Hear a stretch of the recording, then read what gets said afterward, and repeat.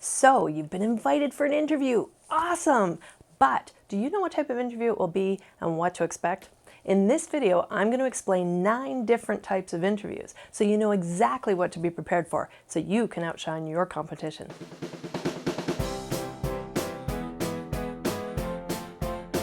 Hi, welcome back. If you're new to this channel, I'm Stacey Davidson, founder and CEO of Virtual Job Search Coach, creator of PowerUp Your Job Search program, and in this channel, I teach techniques and strategies to help you determine, pursue, and land your dream job. I put out 1 video a week, so before we get started, subscribe to my channel, hit that notification bell so you don't miss out on my upcoming videos. You know that excitement you feel when you finally get that phone call or email you've been waiting for, inviting you to an interview for your dream job? Yes! You enthusiastically confirm the day, time, and location and eagerly hang up the phone or hit send on that email. But did you remember to ask what type of interview it will be or what to expect? If you watched my recent video, What to Do When You Get the Call for an Interview, you might remember me explaining the 2 most important questions you need to ask the caller who's booking you for the interview appointment time. Who will you be meeting with? Get the full names and titles, and what style of interview will it be?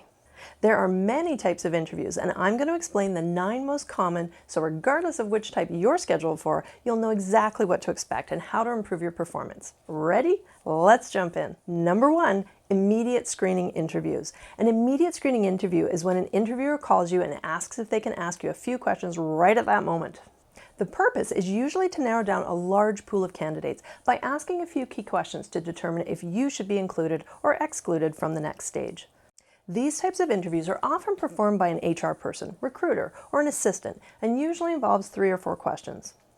If you receive the call during an inappropriate time, for example, you're in your present job, you're driving, or you're in the middle of a grocery store, then make sure you communicate that and reschedule a time which is appropriate for you.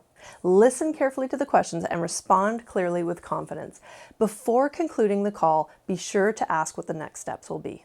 Number 2, pre-screening interviews. A pre-screening interview is similar to an immediate screen. The only difference is the interviewer will usually contact you and book a day and time. This is ideal because it gives you the time to research the company and review the posting ahead of time to ensure your answers are aligned with what they'll be looking for. In 98% of my recruitment projects, I perform pre-screening interviews.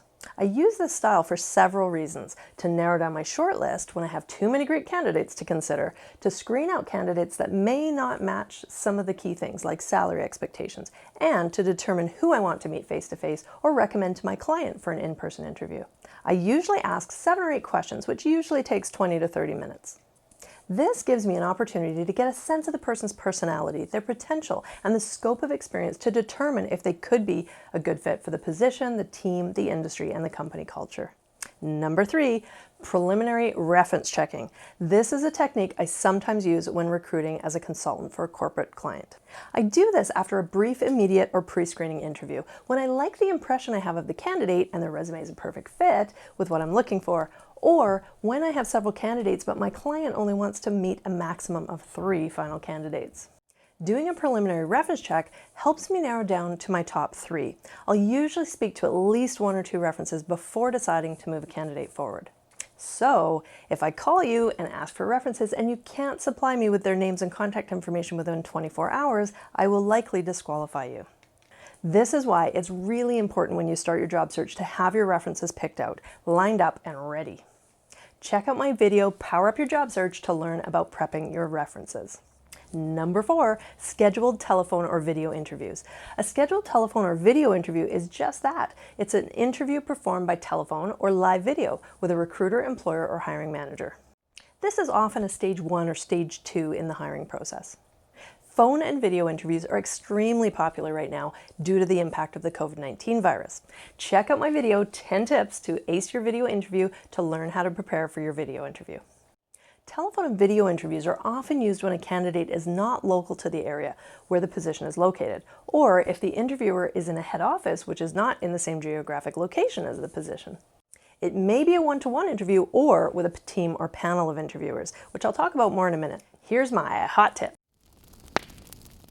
Ask for the names and titles of who will be on the call. You want to know who your audience is so that you can tailor your answers and give examples that they can relate to the most. Number 5, traditional one-to-one interviews. A traditional one-to-one interview is one of the most common, followed by a panel interview. It tends to be more casual in style, often conversational rather than complex or behavioral-based interview questions. However, it can be a more formal structured style with specific interview questions of various types. Depending on the size of the company, a one-to-one is often performed by the immediate supervisor, a general manager, company owner, or HR professional if they have one. Usually, it will be the first in a series, or at the very least, a 2-part interview hiring process. Number 6, a sequenced interview. A sequenced interview usually starts with a one-to-one with an HR professional, a consultant, or a recruiter, then progresses to one or more interviews with a supervisor, manager, regional manager, director, or owner, and then it may involve a panel interview with a team. Obviously, due to the number of interviews, this process usually takes 2 to 6 weeks before a final candidate is selected and an offer is presented. I've had clients who've gone through this process consisting of 4 or 5 steps, sometimes with the last one consisting of testing. Often large corporations or security-sensitive industries, such as banking or computer technology and security, use a sequenced interview process. Number 7 is a panel interview. A panel interview usually involves 2 to 6 people consisting of various roles: management, supervisors, HR, other department leads, and sometimes partnership organizations that will usually have considerable interaction or work closely with the position being hired for. These interviews are usually structured with interviewers taking turns asking the questions, while everyone observes and takes notes. Panel interviews are quite popular, and it's extremely important in a panel interview to use eye contact with all members of the group, not just the person asking the question. This is a mistake I see many candidates make. Holding eye contact with each person in the room demonstrates confidence and your ability to include and engage others in a team or group situation.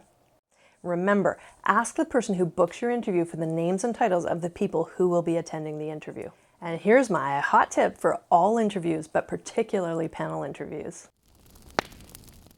Always bring extra copies of your documents, resume, cover letter, and any addendum items, because you never know when someone gets subbed in at the last minute due to illness or an emergency comes up and a manager sends another team member in their place. This person may not have been supplied with a copy of your resume, so won't you come across highly prepared when you offer them a copy? Number 8, a team interview. A team interview is usually performed as a second interview with members of the team that you'll be working closely with. This allows the individuals to meet and engage with you and determine if you're the right fit and personality for their team.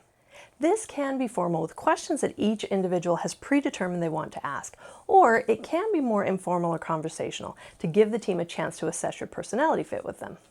Interpersonal skills are very important in these interviews. You want to be prepared with examples that demonstrate your characteristics of collaboration, team contribution, effort, humor, and leadership if that's what your role is going to be on this team. Number 9, a group interview. A group interview is when several candidates are brought into a room together and interviewed simultaneously as a group.